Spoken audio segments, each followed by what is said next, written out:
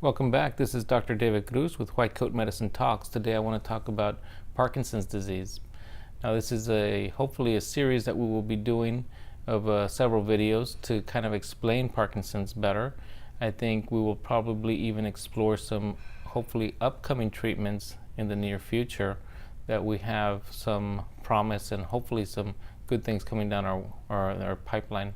So we will talk about those as well, but let's start by just explaining a little bit about Parkinson's disease. So Parkinson's disease is when there is some nerves that die in the brain. It is in a small area called the substantia nigra.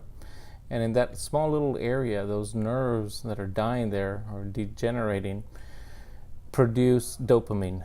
Now, when you don't have dopamine, you start getting all the symptoms that Parkinson's gives you.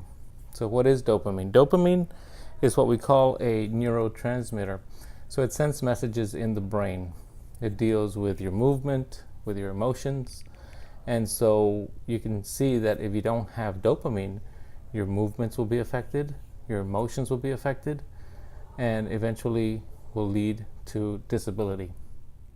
So some early signs that could be there initially that you can see, maybe some constipation, maybe depression, maybe even some decrease in your sensation of smell. That could be a problem. Also some pain, possibly sleeping problems as well, changes in your sleeping pattern as well. Now none of those are very specific, and so just because you have some of those symptoms doesn't mean that you're going to develop Parkinson's. So they're just things that we can look out for and then see if things progress from there. So they usually break Parkinson's down into different stages. You have mild, moderate, and advanced. You can also use a numbering system, which is from 1 through 5. 1 is just affecting one side of your body. Number 2 is both sides of your body, but you still have good balance. Number 3, you won't have good balance. Now 4 is already something that's very disabling. And 5 would be maybe when you're bed confined already. So if we're talking about mild symptoms, it may be just how you're walking and your swinging of your arms could be affected. Your posture, you can have a more stooped posture, so that's another thing to be looking out for. Sometimes with the writing, you'll see that the writing gets smaller and smaller and smaller over time. You're also going to notice some stiffness in your arms, legs, things of that side. Now, mild symptoms may just affect one side of your body. Now, if you're talking about moderate symptoms, now you're having a little bit more symptoms now. Maybe you're going to have some difficulty buttoning your shirt. Possibly you might have difficulty now swallowing a little bit. You're going to have more stiffness. Maybe your speech might be impaired a little bit. Now when you walk, you may have that shuffling gait and those shuffling steps that people with Parkinson's have, that have difficulty starting up and start slowly and then shuffle a little bit before walking. So we start worrying more about falls at this time as well. So we have to be very careful with patients as well.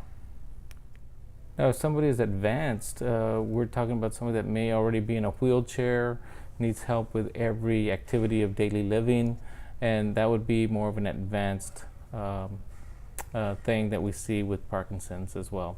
Now, we do give some medications for Parkinson's, and usually we give levodopa.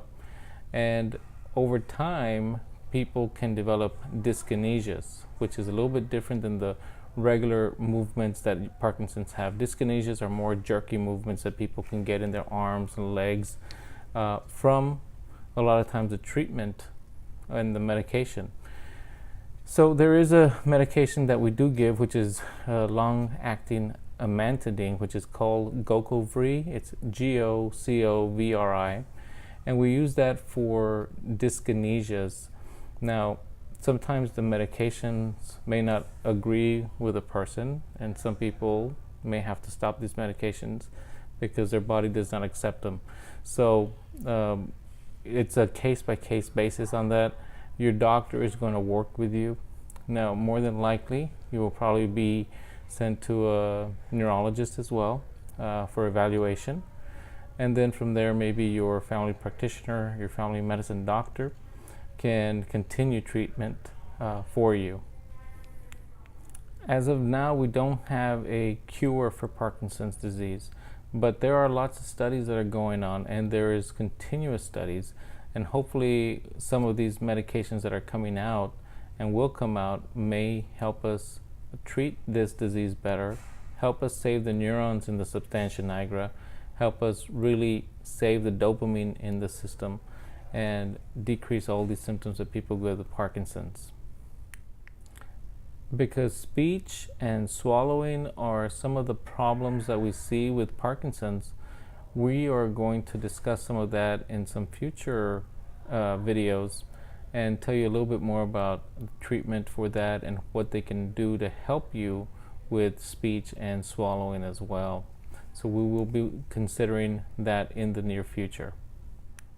So if you're starting to see some signs of what possibly could be Parkinson's, maybe you're slowing down a little bit, maybe you do have some stiffness, maybe you do have that little pill rolling tremor that patients get with Parkinson's.